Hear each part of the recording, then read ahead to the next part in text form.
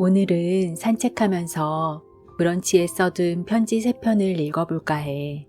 나한테 야박했던 나, 인생을 시험장으로 살았던 나, 그리고 며칠 전 엄마한테 화냈던 날 이야기야. 출근하면서, 설거지하면서, 빨래 개면서 그냥 편하게 들어줘. 첫 번째 편지. 국비 장학생으로 유학을 갔어. 장학생들 중에서도 장학생이 되어 상장을 받던 날, 마음속 깊은 곳에서 무슨 말이 들렸는지 알아? 더 잘해. 나를 실망시키지 마. 기쁨보다 그 말이 먼저였어. 상장을 손에 쥐고 있는데도 말이야. 그때는 몰랐어.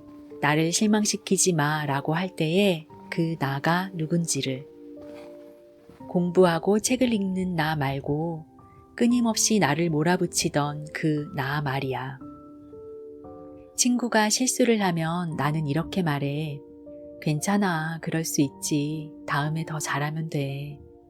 근데 내가 똑같은 실수를 하면 이런 멍충이, 너가 그렇지 뭐. 너 왜 맨날 이 모양이냐? 이렇게 말해. 누가 나한테 이런 말을 하면 당장 절교해버릴 것 같은데 나는 매일 스스로에게 이런 말을 퍼붓고도 사과 한마디 하지 않았어. 남들한테는 그렇게 다정하면서 정작 나 자신에게는 왜 그렇게 야박했을까? 눈치도 마찬가지야. 잘하려고 맞추려고 상처 주지 않으려고 너무 노력하다 보니 정작 나 자신은 안 보이고 자꾸 바깥 세상만 보고 있었어. 남을 지키려다가 내가 상처받는 걸 오랫동안 당연하게 여겼어. 작년 연말에 1년치 일기를 들여다보다가 그게 더 선명해 보였어. 조회수, 좋아요 수, 남편 반응, 부모님 말씀, 남들의 인생 속도. 내가 이렇게 사는 게 맞는지를 맨날 밖에다 물어보고 있던 거야. 그러다 보니 내가 누군지는 점점 흐려지고 눈치랑 불안만 남았어. 왜 그랬을까? 오래 들여다봤어. 나중에야 알았지. 나를 몰아세우는 목소리의 정체. 에고였어. 에고도 나름 고충이 있어.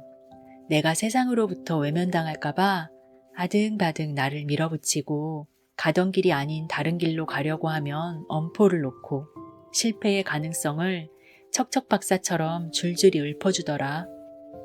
그런데 알고 보니 에고는 진짜 척척박사가 아니었어. 그냥 아는 척 박사였지. 사실은 불안하고 나약해서 내가 세상으로부터 외면당할까봐 오직 나만 바라보던 아는 척 바보라는 것을 아주 오랜 후에야 알게 됐어. 에고에 지배당하다가 에고를 미워하다가 결국 에고를 이해하고 연민으로까지 보게 된 거지. 지금은 에고가 척척 박사처럼 굴 때마다 어떻게 달래주면서 함께 가야 하는지를 터득했어. 그래서 선언했지. 정체성 외주 종료. 내가 괜찮은지 아닌지, 잘 살고 있는지 아닌지, 이제 에고한테도 세상한테도 묻지 않기로. 정체성은 평가받는 게 아니라 살아내는 거야. 완벽하지 않아도 이건 나다 라고 말할 수 있는 기준 하나쯤은 내 손으로 다시 가져오기로. 사랑은 누가 와서 갑자기 퍼부어주는 게 아니야. 내가 나에게서부터 먼저 시작해야 비로소 세상이 따라와. 오늘부터 딱 하나만 해보자.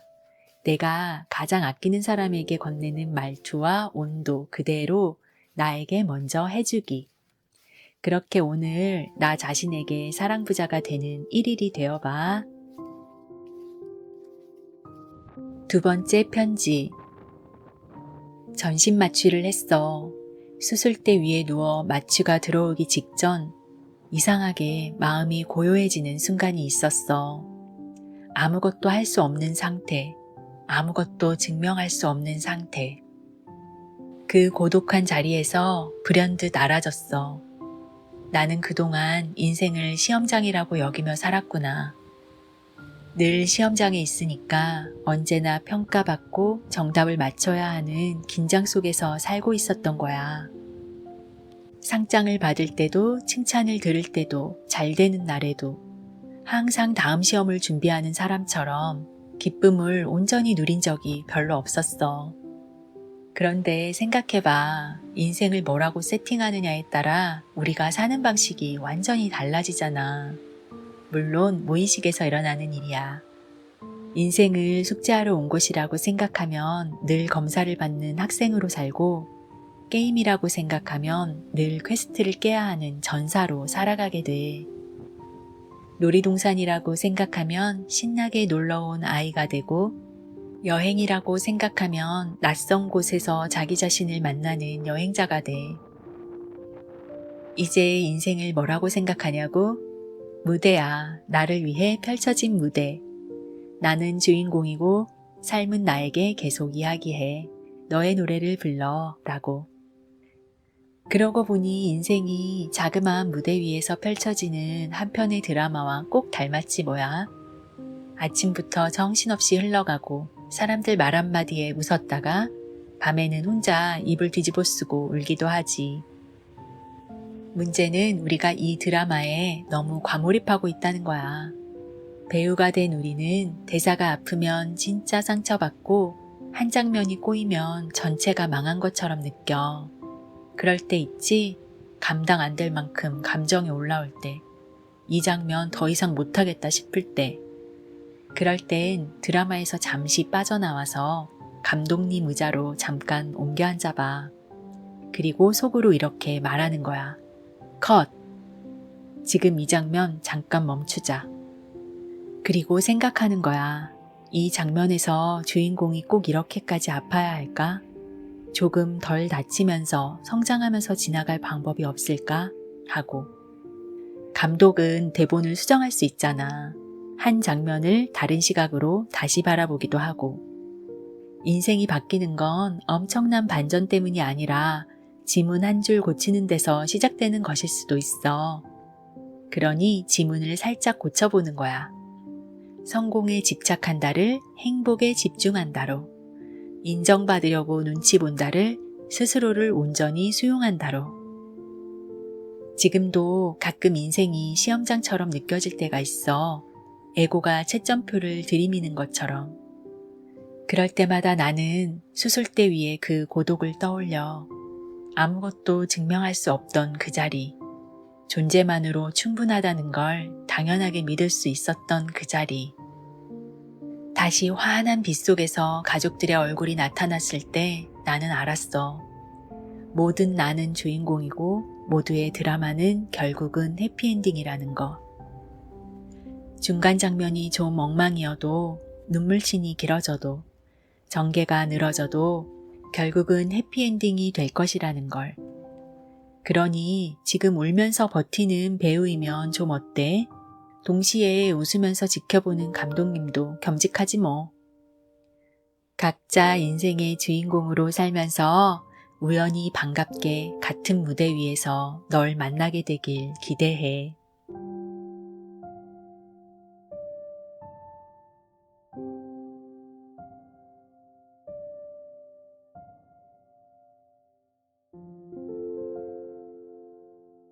세 번째 편지. 엄마에게 화를 냈어. 엄마와 함께 운영하는 책방 카페를 마음 라운지 공간으로 변화시키기 위한 준비 시기.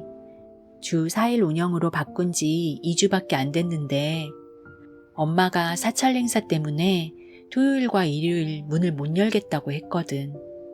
나는 분노의 문자를 날렸어.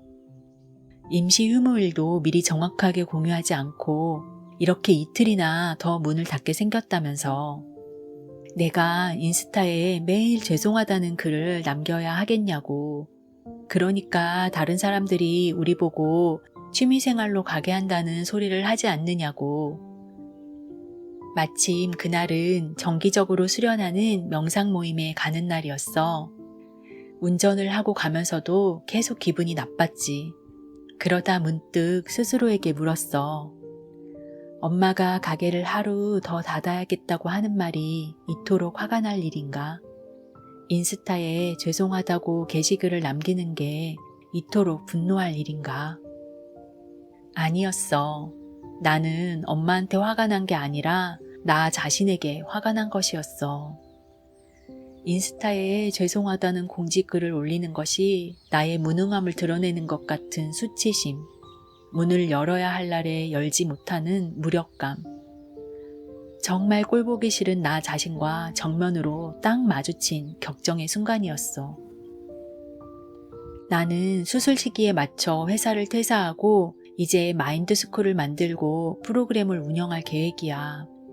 카페 공간에서 파일럿 프로그램을 운영해 보면서 그 공간을 점차 마음 라운지로 바꿔나갈 계획이었거든. 그러니 엄마가 카페 문을 하루 더 닫는다고 말하는 게 마치 내 무능함을 바라보는 것처럼 고통스럽게 느껴졌었나 봐. 내가 나를 사랑하지 못하던 시절에 내가 스스로 제일 못 견뎌 하던 나 자신들 중 하나가 바로 무능이었으니까. 내가 나를 대하는 태도가 내가 세상을 대하는 태도와 정확히 일치해. 엄마에게 화를 내버렸다면 내가 아직도 나 자신의 어떤 면을 끝까지 허용하지 못하고 있다는 신호로 봐도 돼. 집에서 나와 운전을 하며 10여 분이 지났을 때 그런 나 자신의 실체와 마주치고 마음이 가라앉기 시작했어. 명상 모임에 도착해서 30분 동안 명상을 하면서 나 자신이 이토록 약한 존재임을 인정했지. 무능이와 무기력이를 끌어안고 함께 수치심에 바들바들 떨었어. 나는 괜찮았어. 엄마에게 미안하다고 문자를 보내고 참회의 기도를 했어. 자기사랑 분야에서 모든 상처받은 내면 아이들의 언니가 되어주겠다는 결심을 했음에도 나는 여전히 무능감과 무기력함 앞에 수치심을 경험해야 하는 약한 존재야. 그래도 괜찮아. 나는 무능한 부분도 무기력한 부분도 다 있는 채로 있는 그대로의 나로 존재해도 된다는 걸 머리가 아닌 가슴으로 아니까. 부족한 채로 유능하고 흔들리는 채로 아름다운 자기사랑 분야의 언니로 살아갈 거야. 나처럼 자기 자신을 찐하게 미워해 본 사람이야말로 나를 닮은 수많은 내면 아이들의 손을 극진히 잡아줄 수 있다고 나는 믿으니까. 내 편지를 들어줘서 고마워. 지금 자기 자신을 미워하며 괴로워하고 있는 내면 아이들에게 이 편지가 닿았으면 좋겠어. 나를 미워하던 나에서 나를 사랑하는 나로 내 인생의 주인공이 되는 마음 공부를 계속 같이 하자. 고마워.